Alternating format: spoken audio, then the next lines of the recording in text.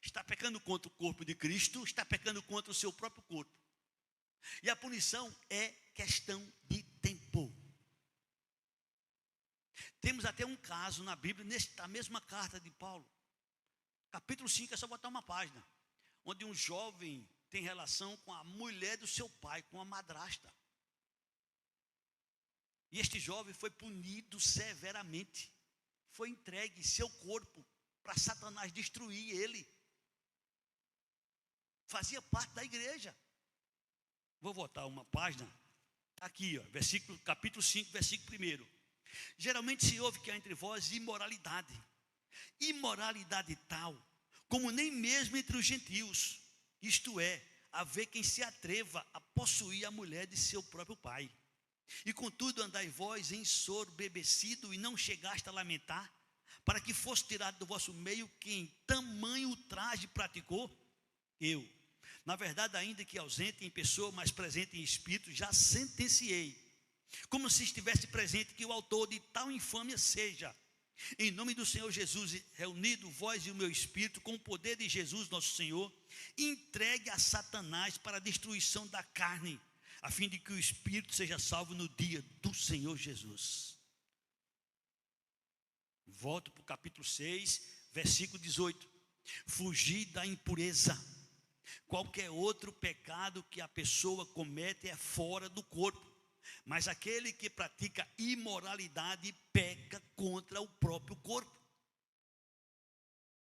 Acaso não sabeis que o vosso corpo é santuário do Espírito Santo, que está em vós, o qual tendes da parte de Deus, e que não sois de vós mesmos? Olha quantas informações profundas Deus está nos dando para quem não sabe, para quem não sabia.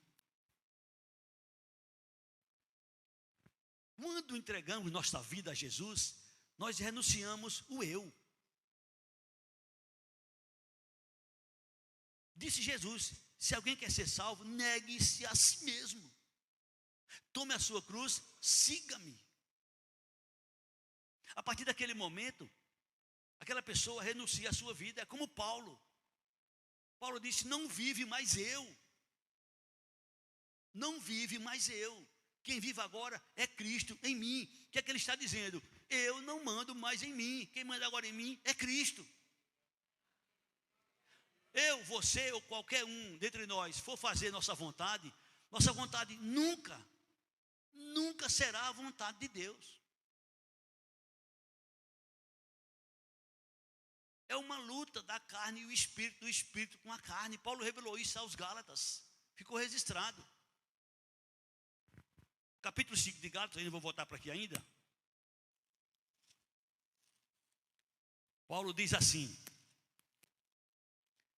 versículo 16: digo, porém, andai no espírito e jamais satisfarei a concupiscência da carne. Porque a carne luta contra o espírito e o espírito luta contra a carne. São opostos entre si, para que não façais o que porventura seja do vosso querer. Nossa vontade nunca vai ser a vontade de Deus. Jesus deixou este exemplo quando ele estava sendo crucificado, quando ele estava para ser crucificado, quando ele estava no jardim Getsêmani, quando ele estava bem pertinho de ser traído. Ele orou: Pai, passa de mim este cálice sem que eu beba, todavia seja feita a tua vontade, não a minha. Seja feita a tua vontade, não a minha. 6:19 de Coríntios: acaso não sabeis que o vosso corpo é santuário do Espírito Santo? Nós que estamos aqui, eu não tenho dúvidas, quarta-feira, no culto de doutrina, só vem quem tem compromisso com o Senhor, claro e evidente. Então será que você em algum momento esquecemos? Ou será que alguém não sabe que nós somos templo do Espírito Santo? Eu conversava com a minha esposa ainda hoje, se não me foge a memória, ou ontem, não foi ontem ou hoje, eu acho que foi hoje mesmo. Certo pastor, de uma igreja de renome, lotada. Na ocasião, quem ia ministrar a palavra era o pastor Cláudio Duarte. Você pode imaginar que deveria estar lotada a igreja, uma igreja grande. E essa igreja tem um costume E no momento de passar os anúncios, passar no telão. Os anúncios, irmão, atenção no telão. E o que é que ele fez? Ele soltou a Globeleza. Seminua dançando. Todo mundo se escandalizou dentro da igreja. Todo mundo entendeu que havia sido um mal entendido, alguma coisa errada. Ele disse, não, eu botei de propósito. Vocês estão tudo chateados, vocês estão tudo invocados, tudo triste, tudo magoado, tudo chateado com alguma coisa, porque viram isso. Aqui não pode, mas na casa de vocês pode. Aqui não pode, mas na casa de vocês pode. O que é que eu quero chegar? Onde é que eu quero chegar? Não, o templo é o templo. Sim, o templo é o templo, mas Deus não habita em templos feitos por mãos de homens. Deus habita nas pessoas que têm um coração quebrantado e contritos. Deus habita no coração das pessoas que invocaram Jesus como Senhor, como Salvador. Então, se no templo que foi feito pelos homens não podem, e por quê? E por que pode algumas coisas lá fora? Pense nisso. Acaso não sabeis que o vosso corpo é santuário do Espírito Santo, que está em vós, o qual tendes da parte de Deus, e que não sois de vós mesmos, porque foste comprados por preço, agora pois glorificai a Deus no vosso corpo.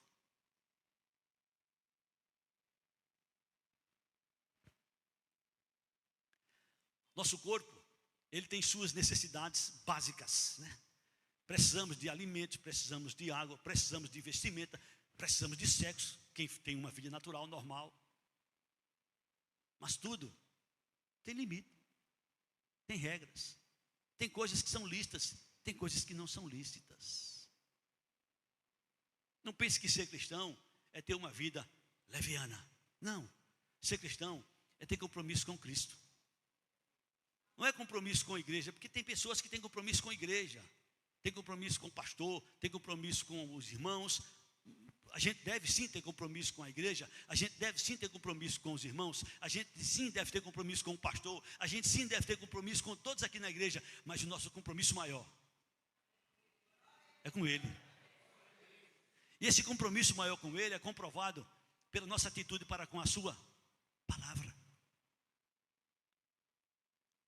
Me recordo agora do que Jesus disse lá em Mateus, lá em João capítulo 12, 47 e 48.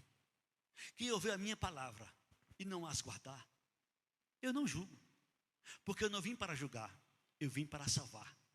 Quem me rejeita e não recebe as minhas palavras, tem quem o julgue. A própria palavra que eu tenho proferido, essa o julgará no último dia. Somos de Jesus, glória a Deus. Vejam vocês que desde o princípio da igreja já havia debates, já havia contendas, já havia discussão, e não pequenas. No princípio, e hoje, que a coisa se multiplicou. Tenta imaginar você quantas igrejas existem em Caruaru. Eu acho que ninguém sabe. Porque tem muitas que são legalizadas e tem muitas que ainda não são legalizadas. Não tem nem como fazer um levantamento de tantas igrejas que tem em Caruaru. Tomara que todos sejam realmente salvos na pessoa de Jesus. Tomara. Mas Jesus deixou muito claro. Prega a palavra. A palavra é semente. Uma parte vai cair no solo rochoso. Uma parte vai cair entre os espinhos. Uma parte vai cair no deserto. Uma parte vai cair no solo bom. Só um vai produzir. Só um vai frutificar. E ele está falando de solo. E ele está falando de semente. Ele está falando das pessoas que recebem a palavra.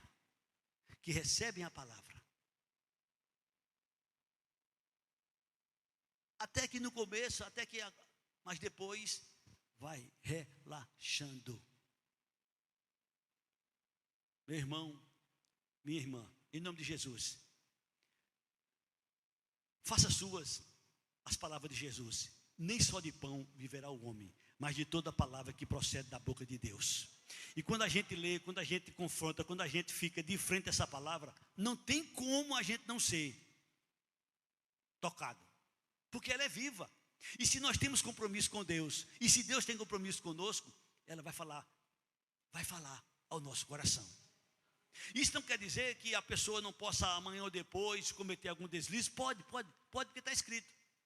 O padrão é não pecar. Agora, se alguém pecar, lembre-se, tem um advogado junto do Pai, Jesus Cristo. E Ele está pronto para perdoar aqueles que se arrependem, aqueles que confessam e deixam. Amém? Que Deus nos abençoe.